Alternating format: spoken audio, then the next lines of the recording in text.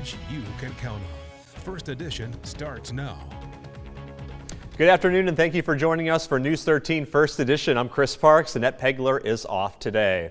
And it's time now for a first look at your forecast. Storm tracker meteorologist Krista Chang is joining us now. And Krista, there's really no easy way to say it. It is very, very hot out here for this 4th of July weekend. What can we expect tonight and tomorrow with that July 4th forecast? Yes, Chris, we're going to be staying very hot for tonight, like you just said, and that's going to last all the way into the weekend, where we're expected to see that heat wave really starting to move through.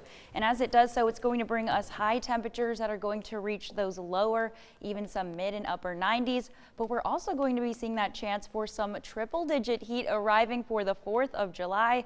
But at least we are going to be very sunny. Right now we have been seeing that sunshine, and that's going to stick around throughout most of the downtown area in Florence, and especially at the coast, which is really nice if you have to go to the beach or you want to have a beach day or even a pool day for the 4th of July. Plenty of sunshine expected on our radar and satellite. Really just going to see these skies turning mainly clear throughout the next couple of hours, but very hot for today. We are looking at upper 80s at the Grand Strand. We're even seeing temperatures in those upper 90s right now, and just a little bit more west, we're actually seeing some temperatures in the triple digits. Well, I'll get that chance to see some temperatures continuing to warm for tomorrow. We'll have more on what we can expect for the heat for this weekend coming up in just a few minutes. All right, thank you, Krista. And just like most of the state, the PD area, of course, is in a severe drought right now. That could mean dangerous conditions if you're planning on shooting out fireworks for the 4th of July weekend. Fire officials in Florence want you to use extra precaution if you decide not to go to the public's fireworks shows. Our primary concern is that fireworks that are being personally used could cause injury and could also cause a fire in any vegetation that's surrounding them. If people choose to use fireworks, we would encourage them to be far away from any vegetation or residences or any buildings, anything that could catch on fire as a result of an accident with the fireworks. And coming up on News 13 at 5, Eric Cooper will be speaking with officials about how you can take precautions to be safe during this historic weekend. Our parent company, Nexstar, is bringing you celebrations for America's 250th birthday from all across the country. Celebrate 250 Red, White, and Boom will showcase the Midwest's largest fireworks display from downtown Columbus, Ohio at 10 p.m. tonight. And then tomorrow at noon, you can catch a 1-hour broadcast, Celebrate 250 Big Bay Boom San Diego. Fireworks will launch from 4 barges across San Diego Bay. Many visitors have made the trip down to Myrtle Beach to enjoy the area for the 4th of July holiday.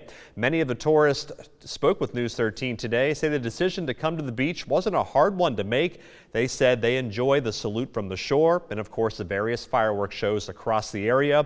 One family we spoke with says they chose Myrtle Beach to celebrate the holiday because of family traditions. We've gone here every year, and it's just always such a family tradition, and it's always fun. It's always been a blast just coming over to the beach and just chilling out and relaxing, yeah. And at 6, News 13's Morgan Baker will have more from visitors on why they chose Myrtle Beach for the holiday. And you can watch one of the most beloved 4th of July traditions here on the Grand Strand coming up tomorrow. It'll be the 17th annual Salute from the Shore. That is back. The annual military flyover of the South Carolina shoreline takes place on the 4th as a salute to our veterans. This year's lineup includes active duty military aircraft, including F-16 fighter jets and a C-17 Globemaster, as well as vintage warbirds flown by retired veterans and volunteers. And new this year will be the addition of the Apache helicopters. The timelines vary depending on the weather. Here's a look at the plan for now. It will begin at 1 p.m. in Cherry Grove, North Myrtle Beach. Myrtle Beach should see the aircraft right around 1:03 p.m. and then the flight will finish up in Beaufort right around 1:35 in the afternoon. And we want to see your pictures from the flyover. Send us your photos and videos using the QR code on your screen right now. You can also find it on WBTW.com under the Share It tab. Your photos could be featured right here on air and online. Intrix, a provider of transportation data, says today through Sunday is expected to see some busy travel periods out for the holiday roads here. This is a live look right now in Conway as many have already hit the roads. If you're leaving today, Intrix says the busiest time on the roadways will be until 7 this evening. If you're traveling tomorrow, the best time to leave is after 3 p.m. with the busiest time between 10 a.m. and 2 p.m. And Sunday you will have to leave before 11 a.m. in the morning to avoid the busiest of the traffic. The busiest time on that day will be noon to 6 p.m. And right now you're taking a look at Interstate I-95 in Florence County from earlier this afternoon. And as you can see, many folks are out there on the roads traveling for the 4th of July holiday week. And as traffic is expected to get even busier over the weekend, officials are reminding everyone to be patient as you travel to your destinations. News 13 on-time traffic, sponsored by Joy Law Firm. Just call Joy.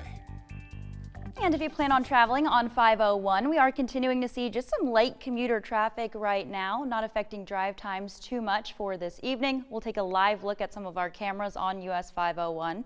Few cars across the area, but again, traffic flows are moving very smoothly for this evening.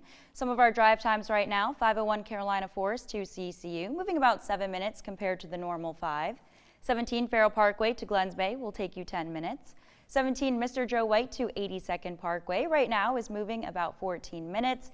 And that's very similar for parts of downtown Florence as well, where we're just continuing to see a lot of green across the area. So some of our drive times for 95 TV Road to 76, it'll take about 9 minutes. 76 5 Points to Irby's moving at 5 compared to 3. And 52 Palmetto to I-95 is moving on time with 7 minutes.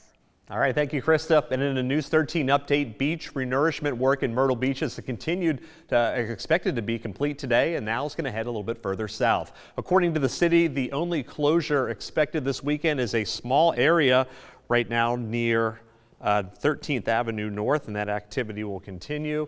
Officials do say that some people may see construction happening early tomorrow morning near 13th Avenue North. As for Garden City, the Holiday Drive beach access will close today as work crews begin there. The $72 million project started late last year on the North Strand and should be wrapped up by September. South Carolina public schools have a year to prepare for a new law designated to save lives. The Smart Heart Act expands requirements for life-saving automated external defibrillators and emergency response plans to every public school in the state. News 13's Carmen Townsend explains why advocates say being prepared can make all the difference. This AED might look like a box on the wall, but in a cardiac emergency, it's the difference between life and death. And now, every public school in South Carolina is required to have one. More importantly, required to have a plan so people know where to find it and how to use it. The Smart Heart Act took effect on July 1st and gives schools 1 year to put a cardiac emergency response plan into place. That means creating emergency response teams, making sure AEDs are accessible across campus, and training staff to respond if someone goes into sudden cardiac arrest. The American Heart Association says immediate CPR and use of an AED can increase someone's chance of surviving sudden cardiac arrest from about 10% to as high as 70%. One South Carolina survivor says those preparations are exactly what saved her life.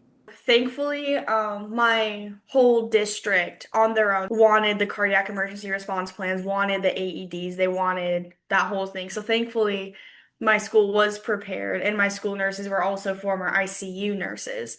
So they were also experienced in performing CPR and being in those situations.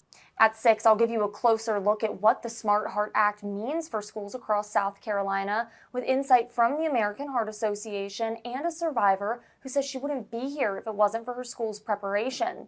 Reporting in Socastee, Cameron Townsend, News 13.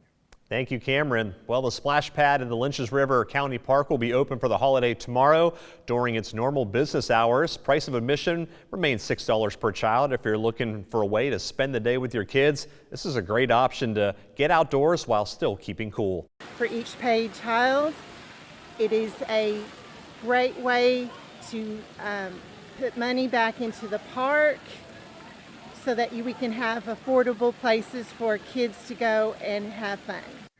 A reminder that outside food and drinks are not allowed inside the splash pad complex, but concessions are available during business hours. In the past few days, we've seen near normal temperatures, although we were very hot. We are expected to warm up for this weekend with the real heat wave arriving. We'll have more on those details after the break.